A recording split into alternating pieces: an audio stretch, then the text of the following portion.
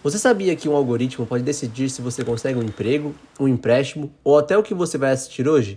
E o pior, nem sempre ele está certo. Agora que eu tenho a sua atenção, vamos falar sobre algoritmos e por que eles são tão importantes na nossa sociedade.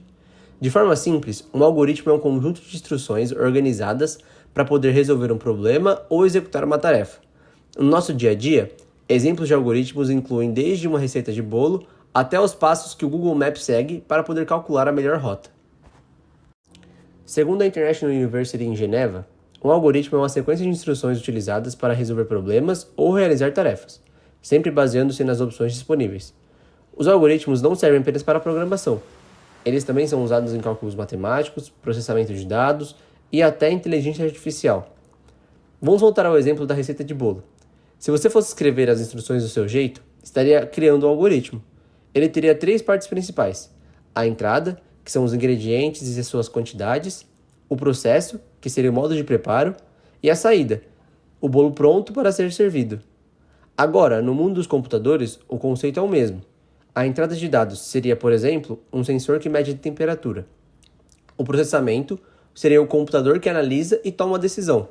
A saída de dados seria o resultado, como um alerta se a temperatura estiver alta.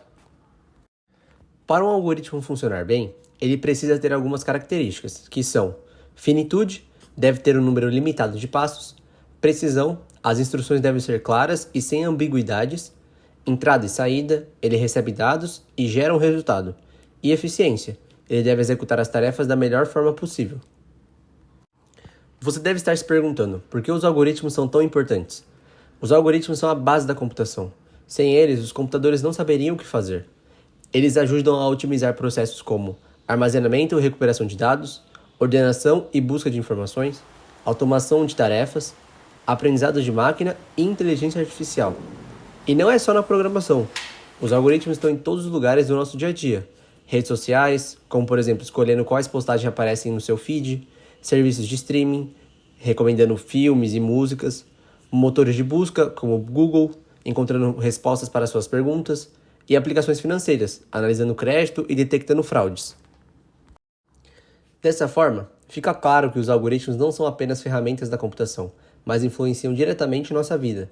Eles moldam o que consumimos, como interagimos com a tecnologia e até decisões importantes, como a aprovação de um empréstimo ou a seleção para um emprego. Mas, apesar de úteis, os algoritmos não são perfeitos. Se forem mal projetados ou tiverem erros, podem gerar decisões injustas. Por isso, é essencial entendermos como eles funcionam e buscarmos maneiras de torná-los mais transparentes e justos.